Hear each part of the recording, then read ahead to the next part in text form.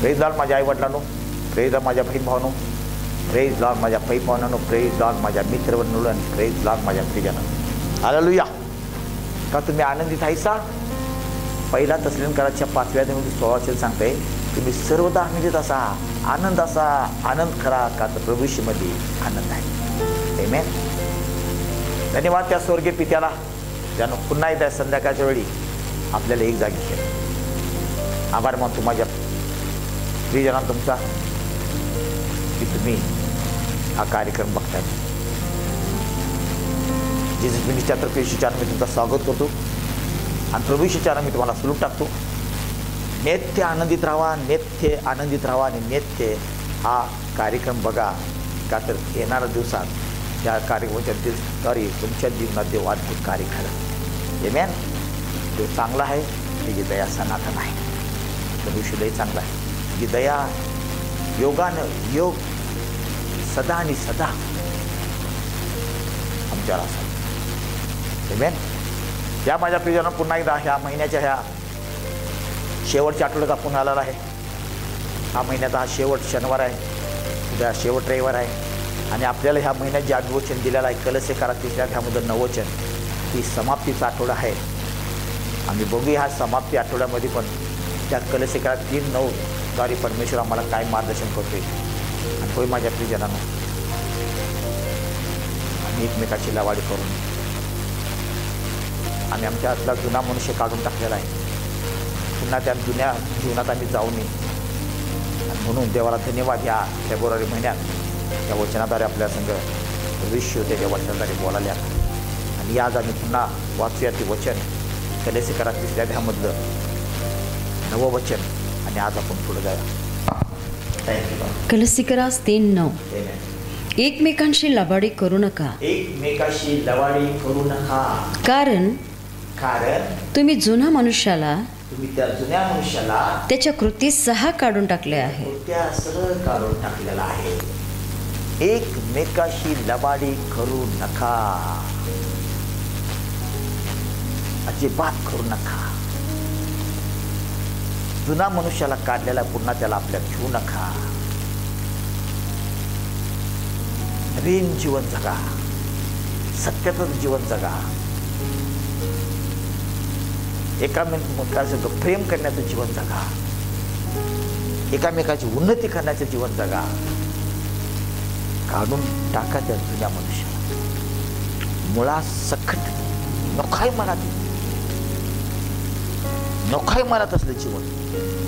मला नवीन जीवन जगायचं आहे. माझ्या पिढ्याला आनंदित जीवन, एकमेकाला उत्तेजनचं जीवन, किती समाधान जीवन आहे. काय केलं पाहिजे आता? जुना मनुष्य काढल्यानंतर जेव्हा ते जुनं जीवन जातंय, नवीन जीवनाद्वारे आमचं जीवन स्वतःचं पहिलं कल्याण होत आहे. स्वतःचं पहिलं जीवन कल्याण होत आहे.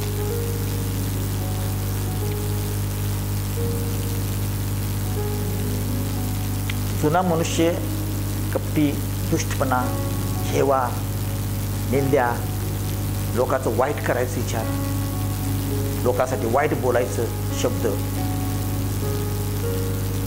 ही आमच्या जीवनात बिलकुल नसावा.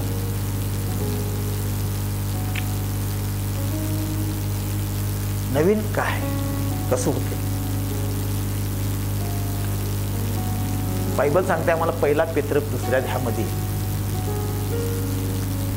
1 आणि 2 वचन वाचलं.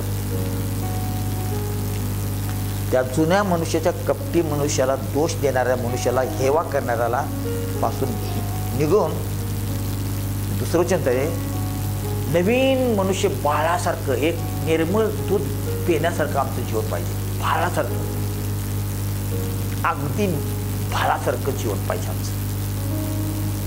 निर्मळ, निर्मळ मन.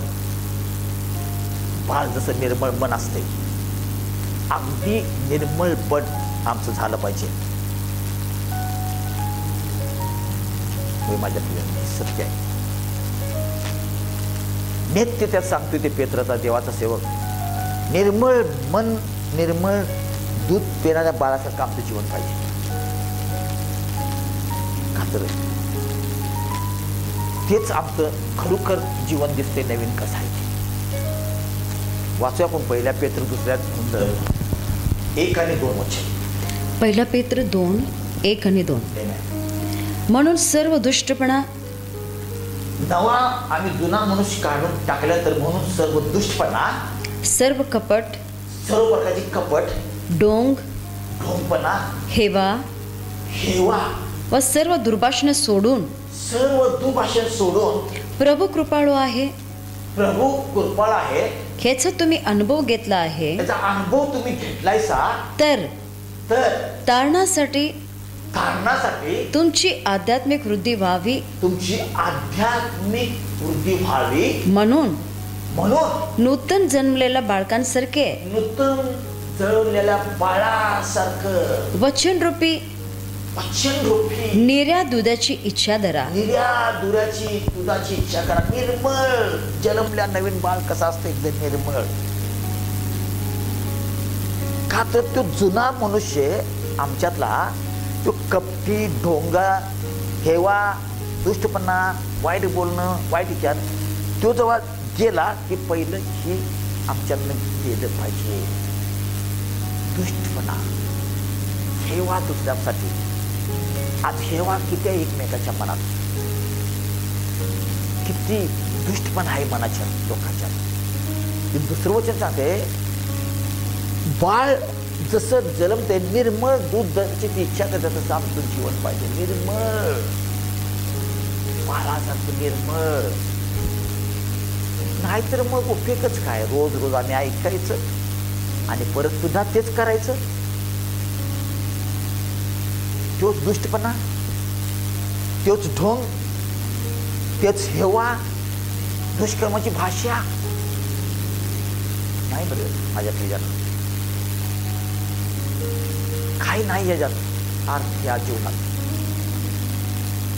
सगळ्यात मोठं हेवा एक माणसाचा मोठा शत्रू आहे. हेवा म्हणजे काय, दुसऱ्यासाठी आपल्या मनात वाईट आहे.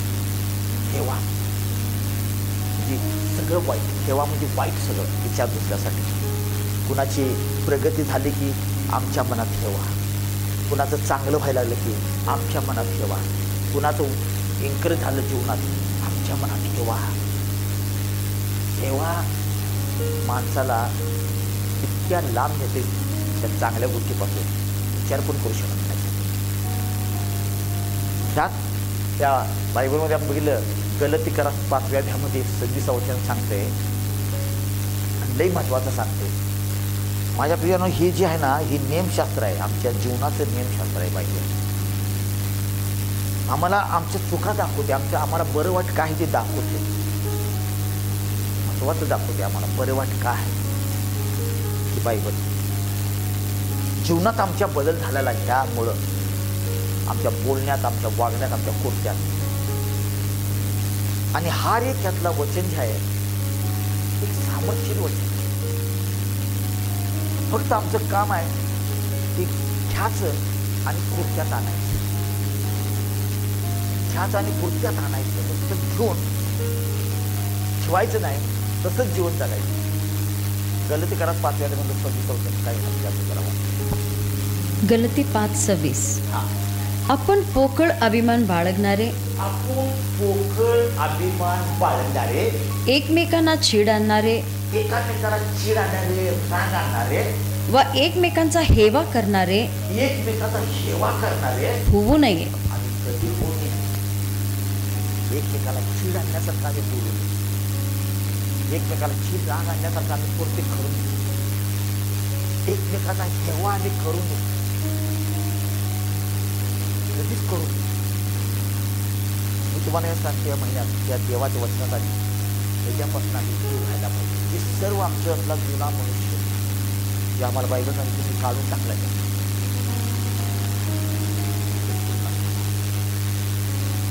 सगळ्यासाठी आमचं मन निर्मळ पाहिजे.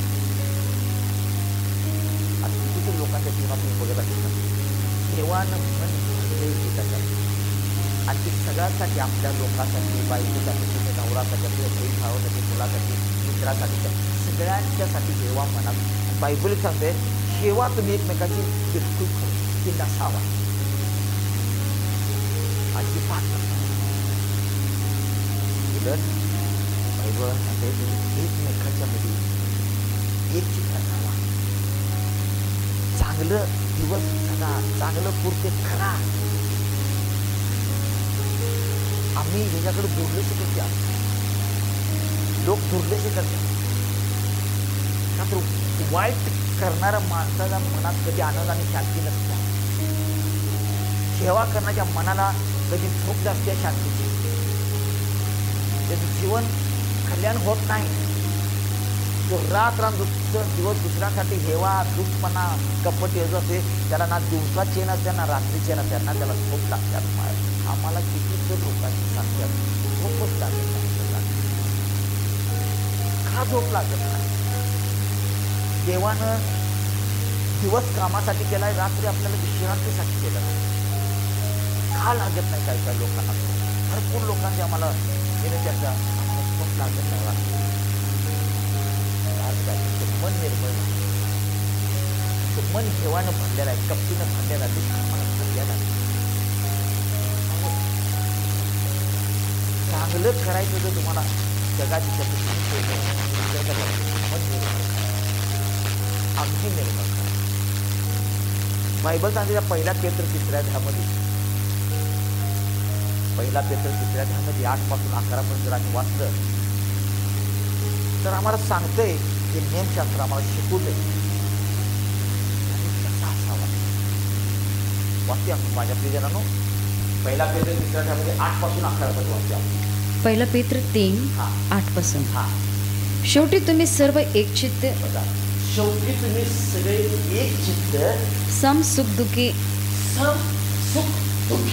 बंधुप्रेम करणारे, कनवाळू व नम्र मनाचे व्हा. वाईटाबद्दल वाईट, निंदेबद्दल निंदा असे करू नका, तर उलट आशीर्वाद द्या. कारण आशीर्वाद हे वचन मिळण्यासाठी तुम्हाला पाचारण करण्यात आले आहे. कारण जीविताची आवड धरून चांगले दिवस पाहावे अशी ज्याची इच्छा असेल त्याने वाईटापासून आपली जीभ व कपटी भाषणापासून आपले ओठ आवरावे. त्याने वाईटाकडे पाठ फिरवून बरे ते करावे. त्याने शांतीच्या प्राप्तीसाठी झटावे व तिचा मार्ग धरावा. कशाचा मार्ग धरायचा? चांगल्या गोष्टीचा मार्ग धरावा. हेच ते निर्मळ मन ठेवावं. वाईटापाशी वाईट शाप नाही कुणाला द्यायचा. निर्मळ मन, चांगल्या शांतीचा मार्ग, एकमेकांचं बंधुतेनं नम्रनं जीवन कल्याण. तेव्हा आपण कुठं पण असलेला एक समाधानात आणि शांतीचे जीवन करतो. मी तुम्हाला थोडक्यात एक महत्वाची गोष्ट सांगतो. मला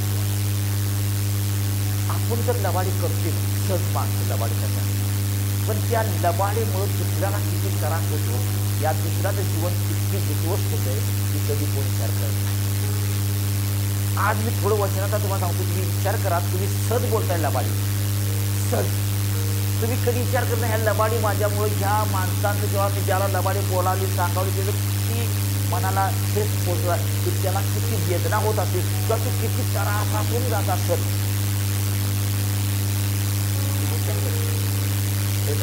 कपट ठेवा तुमच्या मनात, ठेवा. तुम्हाला कुठून येते ते तुम्हाला मी दाखवतो. तुमच्या मनातलं कपटीपणा तुम्हाला कुठून येते तुम्हाला मी दाखवतो. तुमच्या मनात दोष लोकांना कुठून येते तुम्हाला दाखवतो. अगदी थोड्या वेळात दाखवतो तुम्हाला. देवाच्या वचनात ठेवा. कपटी आणि लबाड बोलण्यासाठी दुसऱ्याला किती त्रास होतो, दुसऱ्याचं किती नुकसान होतंय तर तुम्ही विचार करत नाही. तुम्ही तर बोलून जाताय लबाडी, तुम्ही तर कपट बोलून जाताय, धोकी जातात, दुष्पणा बोलून, पण त्या समोरच्या माणसाचा किती किती हाल व्हायचंय कधी तुम्ही विचार करत नाही का? आज तुम्हाला केलं पाहिजे. या बायबलमध्ये सुरुवातीत एक उत्पत्तीचं म्हणून पुस्तक आहे आणि त्यात एक 37 अध्याय आहे. त्या 37 अध्यायामध्ये एक कुटुंबाचं दाखवलं, एक भाऊ आणि वडिलांचं दाखवलेलं आहे. एका व्यक्तीला 12 मुलं असतात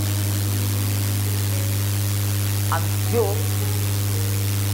त्या भावामध्ये एक मुलगा धाकटा असतो, धाकटा म्हणजे 11वा नंबरचा. तुझ्यावर त्याचं लई प्रेम असतं आणि तो सगळ्या मुलाचं जास्ती त्या मुलावर प्रेम करत असतो, का तर तो मुलगा त्याच्या म्हातारपणात लागतो. आणि हा मुलगा नीतिमान असते, देवाच्या भयाभक्तीचा असते, आदरभक्त असते, मन शुद्ध असते त्याचं. पण ही बाकीची भाऊ जे आहे, 6 भाऊ, 12 मधला एक 11 धाकटा भाऊ, म्हणजे बाकीचे जे 6 भाऊ असतात त्याच्या मनात त्या भावासाठी वैर असते, गोष्टपणा असते. आणि एक दिवस हा भाव आपल्याला एक स्वप्न पडते आणि आपल्या भावाला सांगताना की भाव अजून त्याच्यावर चिडतात, अजून त्याला दोष देतात, अजून मनात कपट त्याच्या. आणि ते भाऊ काय करतात आपल्या भावाला, त्या थोडक्यात आपण वाचूया. त्या उत्पत्तीच्या 37 अध्यायामध्ये 1 पासून 5 पर्यंत जरा वाचूया. उत्पत्ती 37, 1-5. याकूब कानान देशात वस्ती करून राहिला. याकूब कानान देशात वस्ती करून राहिला. तिथेच त्याचा बाप ही उपरा म्हणून राहिला होता. त्याला बाप ही उपरा म्हणून राहिला होता. याकूब वंशाचा वृत्तांत. याकूब वंशाचा वृत्तांत हा. योसेफ 17 वर्षाचा असताना हा त्याचा मुलगा 11वा मुलगा हा 17 वर्षाचा होता. आपल्या भावाबरोबर कलप चरत होता. आपल्या भावाबरोबर कलप चरत होता. तो आपल्या बापाचा स्त्रिया, आपल्या बापाच्या स्त्रिया बिल्ला वा झिल्पा यांच्या मुलांबरोबर असे. तेव्हा त्याने त्यांच्या दुर्वर्तनाविषयीची खबर आपल्या बापाला दिली. हा भाऊ दुष्कर्म करायची पहिल्यापासूनच. आणि शो जे होता त्याचं नाव हा 11वा मुलगा, तो नीतिमान निर्मळ होता. त्यानं काय केलं की 6 भाऊ वाईट अनुभव करून आपल्या बाबाला त्यांच्या गोष्ट सांगितलं. इस्रायल आपल्या सर्व मुलांपेक्षा, तो बाबाच्या सर्व मुलांपेक्षा योसेफवर फार प्रीती करत असे, मुलावर फार प्रीती करत असतो. कारण तो त्याच्या म्हातारपणाचा मुलगा होता. त्याने त्याच्यासाठी पायघोडा जगा केला होता. आपला बाप आपल्या इतर सर्व भावांपेक्षा, आपला बाप आपल्या इतर भावापेक्षा त्याच्यावर अधिक प्रीती करतो हे पाहून ते त्याचा द्वेष करू लागले वा त्याच्याशी सलोख्याचे भाषण करीनासे झाले. योसेफाला एक स्वप्न पडले. त्या टायमाला काय झालं की लोक आपल्या भावाशी समोर बोलायचे नाही, दृष्टीपणानं बोलायचे. का त्याच्या मनात ठेवा होता आमचा बाबा जास्तीत जास्त प्रीती करते. गोष्ट त्याच्या मनात आपल्या भावाचा त्याला वैर आलं, ठेवा आले. ठेवा आले तोच झाला पण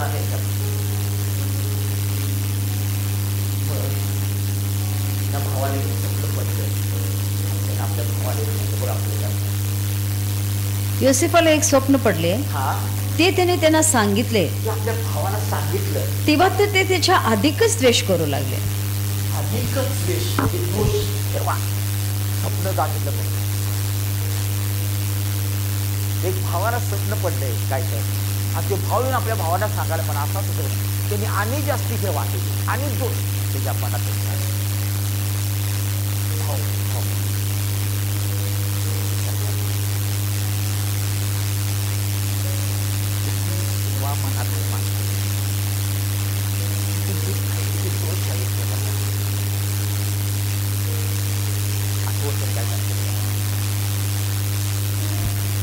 उत्पत्ती 37:8. हे ऐकून त्याचे भाऊ त्याला म्हणाले, काय तो आमच्यावर राज्य करणार, तो आमच्यावर सत्ता चालवणार. आणि त्याच्या स्वप्नामुळे वा भाषणामुळे तर ते त्याच्या अधिकच द्वेष करू लागले.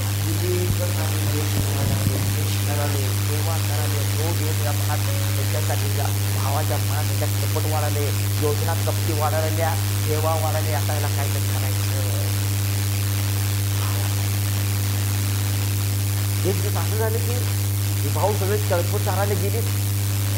हा भाऊ आणि तो आपल्या वडिलांकडे होता आणि वडिलांनी सांगितलं की जे भाऊ कळप चारा गेल्यात, काही दिवस झालं निरोप आला नाही, मी थोडं त्यांना त्यांच्यासाठी साहित्य देतो जा, इथून त्यांना जा, जेवण घेऊन जा, त्यांना दे आणि कुठे त्यांची खबर घेणे. आता विचार करा, त्या युद्ध म्हणत्याला व्यक्तीच्या जर अंतःकरणात जर दुष्पणा असता आपल्या भावासाठी, तर ते बाबाला काय म्हणतात ना, मी नाही जाणार त्यांच्याकडं जेवण करून. म्हणा ना, मी जाणार नाही जेवण करून त्यांच्याकडं. ते माझे दोष करतात, ते मला हेवा करतात, माझ्या सगळं बोलत नाही व्यक्तीत, मी नाही जाणार. ते तुमचं तुम्ही बघा म्हटलं असतं त्यानं. पण त्याच्या मनात आपल्या भावासाठी दुष्पणा नव्हता, सेवा नव्हता. ते म्हणतात मी जातो माझ्या भावाला जेवण करून, घ्या मला बाबा.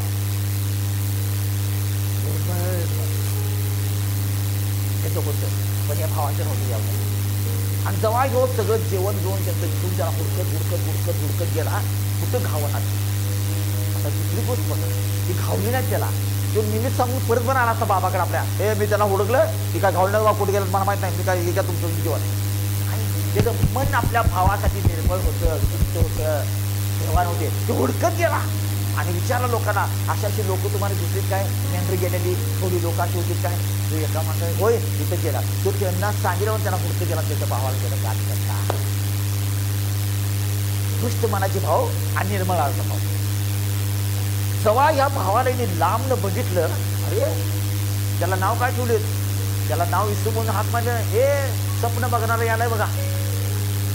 भाऊ बघा इथे नाव ठेवलं भावाला एकमेका, हे बघ ते स्वप्न बघणारा यालाय. आणि तो याच्या अगोदर यांनी मनात त्याच्या कपटामुळं, त्याच्या धर्मामुळे काय केलं, येऊन देतो. आता याला का नाही, आपण काय करायचं माहिती काय, ठार मारून टाकायचं. भावासाठी कपट घेऊन मनात ठेवा. तो याला यांना भेटायला तेवढा लांब हुडकत जेवण द्यायला यांना बाबा दिल्याला, ती खबर आणायला त्यांनी काय योजना करा, जो स्वप्न बघणार आले पिऊन दे त्याला ठार. मग त्याचं स्वप्नाचं काय होते बघूया, ते स्वप्न त्याला पडत्या मग सांगतो ना, किंवा असंच होणार आहे बघूया, त्याला ठार मारा त्या स्वप्नात. ऐका, स्वतःच्या भावाच्या स्वप्न जर चुरडा करा हे भाव तयार आहे. दोष मनात दुष्पणा. आणि जसं जो युतीजवळ तिने जसं सांगितलं तसं त्यांचा जरा विचार बदलत्या. दुसरा भाऊ त्याला ठार मारा नको, आपला भाव आहे, आपण काय करूया, त्याचे कापड काढून घेऊया, त्याला त्या डबरात टाकूया. कोरडा डबरा आहे, हिरा आहे, टाकूया त्याला बसून, त्याला कोण वर काढणार, आपण त्याला आणल्यात जेवण घेऊन खाऊन जाऊया. मग यांना म्हणते गोष्ट ठीक आहे, पडते आपला भाव आहे, त्याला मारायचं टाकून द्या. आणि तसा तो युती हिने केल्याप्रमाणे ठेवलं, त्याला ते जेवण आणल्याला ही जेवण बसतात सगळे आणि त्या भावाला त्या डबऱ्यात टाकतात. भाऊ वाचणं वरताला, मला बाहेर चला, मला बाहेर चला. हे काय करतात, एवढा अद्भुत किंमत यांचं दिसतं की केव्हाल्या त्या भावानं आणल्यालं, पण ते या दया या नाही किंवा त्याला बाहेर काढा. म्हणजे तशीच बघत आपलं खायला. आणि तसल्याच बघा, एक देवाची कृपा कशी असते चांगल्या माणसावर. एक तिथं व्यापार चालू हिनी आणि मनात काय ठेवलं, अरे ह्याला तिथं टाकून तर खाऊ उपयोग, आपल्याला काय मिळणार, चला ह्याला विकून टाकूया त्यांना. आणि त्याला बाहेर काढून त्या एका व्यापाराला विकून टाकत्यात, विकून टाकत्यात, त्याला घेऊन जाऊ. आता प्रश्न आला की वडिलाला काय सांगायचं, वडिलाला काय सांगायचं या भावाबद्दल. आम्ही तर विकलेला, त्याला घेऊन गेलीत परदेशात त्याने. आता काय सांगायचं वडिलाला, काय योजना केली ह्याने योजना केली, जगाची झगा काढला होता बाबांनी, नवीन तयार करून दिला. ते झगा काढून एक तिथं पक्षी मारून त्या रक्तात ते झगा बुडवला आणि ते आपल्या बापाकडे नेऊन गेला आणि म्हटले, हे बघा ते आम्हाला झगा मिळाले, तुमच्या मुलग्याचाच आहे का बघा. म्हणाल्या, विचार करा माझ्या तुमच्या मुलग्याचा आहे का बघा हे. आणि जेव्हा तो बाबा ते झगा घेते हातात आणि ते बघतो म्हणजे माझ्या मुलाचाच आहे. कुठे लावलं, तुमच्या मुलाला जनावरानं खाऊन टाकलं आणि हे झगा आम्ही काढून आणलाय. एक लबाडीवर एक दुष्टपणा कुठून येते, केव्हा कुठून येते. आधी भावाच्यासाठी हेवा दुष्टपणा त्याच्या, आणि आता वडिलाकडे लबाडी. वडिला लबाडी काय, हे आम्हाला झगा खावलाय, तुमच्या मुलाचा का बघा. आणि हिने काय केलंय, तो झगा एक पक्षी मारून त्या रक्तात त्याला बुडवून बाबाकडे गेले, तुमचा आहे का बघा, आम्हाला खावलो रस्त्या. तो लबाड, दुष्टपणा, हेवा कुठं नेते माणसाला. ना नातेवाईक दिसतंय, ना भाऊ, ना वडील, नफाई कोण दिसत नाही दुष्ट माणसाला, सेवा करणाऱ्याला काही पण करू शकतात ते. आणि म्हणून सांगते तुम्ही एकमेकाशी लबाडी करू नका. जनतेला म्हणून काढा. वाचा माझ्या प्रियांना, आपण लवकर जरा वेळ नाही आपल्याला. 11 पासून 17 पर्यंत वाचूया आपण त्याचं, पटापटा वाचूया. उत्पत्ती 37:11 पासून. त्याचे भाऊ त्याचं हेवा करू लागले, भाऊ ती सेवा करायला पण त्याचे म्हणणे बापाने मानले नाही, मनात ठेवले. मनात जपून ठेवलं. यानंतर त्याचे भाऊ आपल्या बापाची कळप चरायला शाकेमास गेले. मग इस्रायल योसेफास म्हणाला, तुझे भाऊ शकेमास कळप चरत आहे ना, तर चल मी तुला त्याच्याकडे पाठवतो. तो म्हणाला, हा मी तयार आहे. तेव्हा त्याने त्याला सांगितले, जा तुझे भाऊ बरे आहेत काय आणि कळप ठीक आहेत काय ते पहा आणि मला घेऊन सांग. याप्रमाणे त्याने त्याला हेब्रोन केरातून रवाना केले वा तो शाकेमात जाऊन पोहोचला. तो तिथे रानात इकडे तिकडे भटकत असता एका मनुष्याला आढळला. तेव्हा त्याने त्याला विचारले, तू काय शोधत आहेस? तो म्हणाला, मी आपल्या भावांना शोधत आहे. ते कुठे कळप चरत आहेत तेवढे मला सांगा. तो मनुष्य म्हणाला, तो इथून निघून गेला आहे. आपण येथे जाऊ अमुक अमुक गावात जाऊ असे त्यांना बोलताना मी ऐकले. मग योसेफ आपल्या भावांच्या मागे गेला आणि ते त्याला देताना सापडले. त्यांनी त्याला दुरून पाहिले. तेव्हा तो त्याच्या जवळ येऊन पोहोचण्यापूर्वी त्याला मारून टाकण्याचा त्यांनी कट केला. ते एकमेकांना म्हणाले, पहा तो स्वप्नदर्शी येत आहे. तर आता चला आपण त्याला टार करून एका खड्ड्यात टाकून देऊ आणि मग सांगू की कोणा हिस्त्र पशुने त्याला खाऊन टाकले. मग पाहू त्याच्या स्वप्नांचे काय होते ते. हे रोबेनाच्या कानी आले. तेव्हा त्याने त्याच्या हातातून त्याला सोडवले. तो त्यांना म्हणाला, आपण त्याला जीवे मारू नये. रौबेन त्यांना म्हणाला, रक्तपात करू नका. तर हा रानातच खड्ड्यात त्याला टाका, पण त्याच्यावर हात टाकू नका. त्याच्या हातातून सोडवून त्याला त्याच्या बापाकडे परत पाठवून द्यावे म्हणून तो असे म्हणाला. योसेफ आपल्या भावाजवळ पोहोचला तेव्हा त्याच्या अंगात पायगुळ जगा होता. तो त्याने काढून घेतला आणि त्याला धरून खड्ड्यात टाकून दिले. तो खड्डा कोरडा होता, त्यात पाणी नव्हते. मग ते शिखोदी खायला बसले असता, शिदेरी खायला बसला असते. त्यांनी वर नजर करून पाहिले तेव्हा इश्माएली लोकांचा एक कळप उंटावर बसून मसाला ऊद गंधरस लादून गिलादातून मिस्रात जात आहे असे त्यांना दिसले. तेव्हा यहूदा आपल्या भावांना म्हणाला, आपण आपल्या भावाला टार मारून त्याचं खून लपवलं तर काय लाभ. चला आपण त्याला हा इश्माएली लोकांना विकून टाकू. आपण त्याच्यावर हात टाकू नये, कारण तो आपला भाऊ आहे, आपला हाड मासच आहे. हे त्याच्या भावांना पसंत पडले. ते मिधाने व्यापारी जवळून चालले. तेव्हा त्यांनी योसेफाला हा खड्ड्यातून ओढून बाहेर काढले आणि त्या इश्माएली लोकांना 20 रुपयाने विकून टाकले.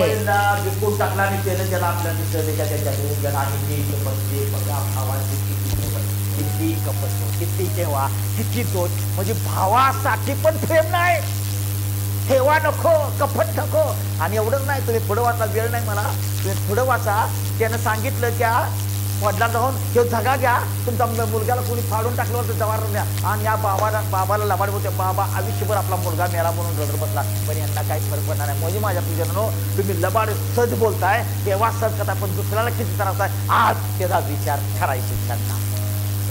या आपल्या नाही प्रार्थना स्वर्गीय पित्या, तुम्हाला गौरव आभार मानतो पुन्हा एकदा ह्या परमेश्वरा. लूक 3:9 आमच्या संग बोलला. बापा पुन्हा एकदा सांगते, पुन्हा साठी तुमच्या मनात ठेवा नसावा, कपट नसावा, दोष नसावा, दुष्टपणा नसावा. तुमच्या मनात निर्मळ दूध केलेला पाळा तर हवा. देव तुम्हाला आशीर्वाद करत. धन्यवाद. आमची प्रार्थना केला बापा यांच्या संग बोलला. शिक्षण आम्ही आशीर्वाद त्यांना समर्पण करू. शिक्षण प्रार्थना आमेन आमेन. उद्या शेवट आहे, तुमचा भाग बघा. ते तुम्हाला आशीर्वाद. थँक्यू.